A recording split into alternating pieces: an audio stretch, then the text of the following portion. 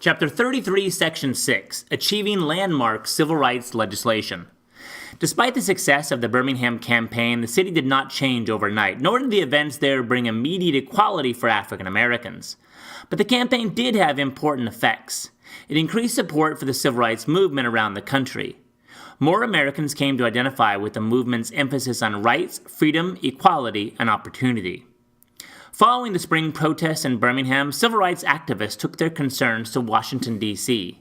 There they demonstrated for jobs and freedom and urged the passage of civil rights legislation. Thousands marched on Washington for jobs and freedom. The 1963 March on Washington was a long time coming.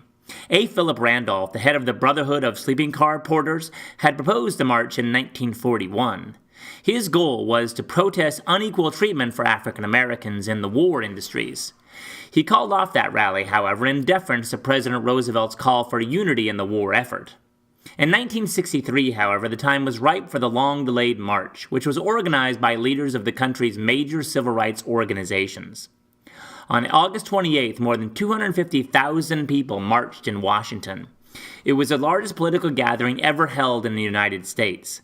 The 250,000 protesters included about 60,000 whites as well as union members, clergy, students, and entertainers, and celebrities such as Rosa Parks and Jackie Robinson. That day, marchers listened to African-American performers like opera great Marian Anderson, who sang "He's Got the Whole World in His Hands."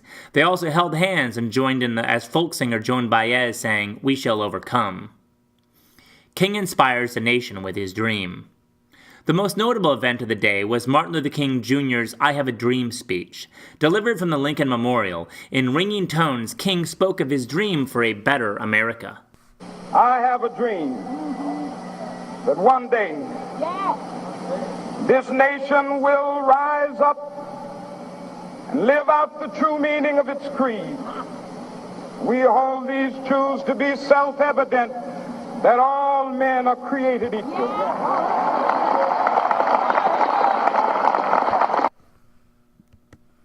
When we allow freedom ring, when we let it ring from every village and every hamlet, from every state and every city, we will be able to speed up that day when all of God's children, black men and white men, Jews and Gentiles, Protestants and Catholics, will be able to join hands and sing in the words of the old Negro spiritual, "Free at last, free at last, thank God Almighty, we are free at last." Martin Luther King Jr., "I Have a Dream" speech, August 28, 1963. At the time of the march, a civil rights bill cautiously supported by President Kennedy was making its way through Congress. After Kennedy's assassination in November, President Lyndon B. Johnson continued to push for the bill. It stalled in the Senate, however, when senators opposed to the bill filibustered, speaking at great length to prevent legislative action. Nevertheless, the bill finally passed and was signed into law on July 2, 1964. The landmark Civil Rights Act of 1964 banned discrimination on the basis of race, sex, religion, or national origin. The most important civil rights law passed since Reconstruction. Registering African American voters in a Freedom Summer. In January 1964, the 24th Amendment to the Constitution was ratified. It stated that no U.S. citizen could be denied the right to vote by reason of failure to pay any poll tax or other tax.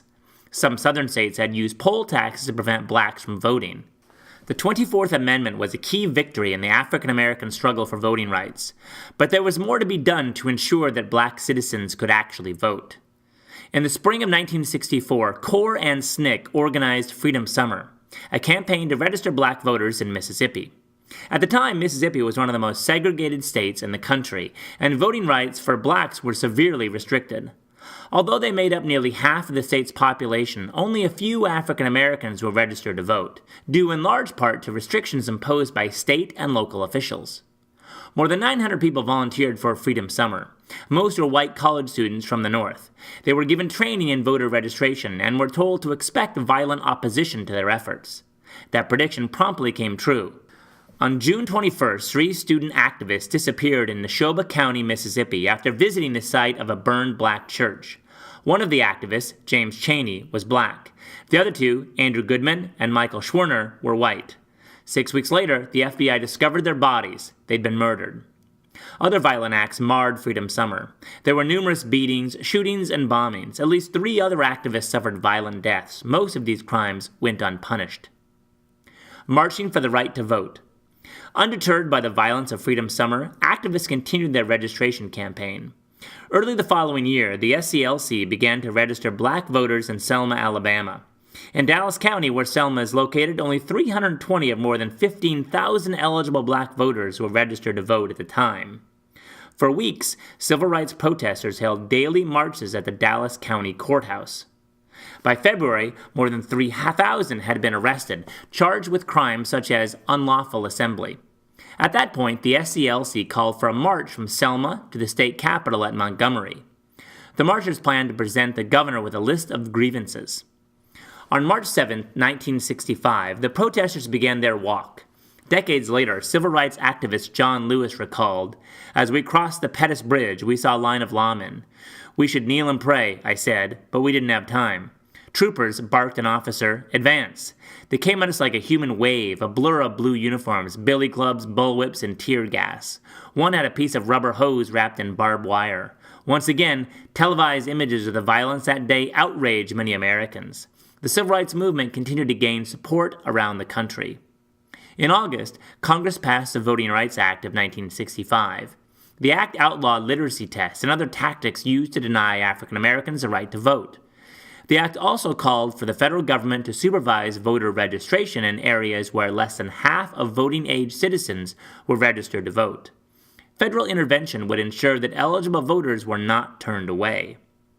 Efforts to secure voting rights proved quite successful. In 1964, less than 7% of Mississippi's eligible black voters were registered to vote. By 1968, that number had risen to 59%. In Alabama, the number rose from about 20% to 57% during the same 4-year period. Overall, the number of African American voters in the South increased from 1 million to 3.1 million between 1964 and 1968. The civil rights movement had made great strides in the years since the Montgomery bus boycott.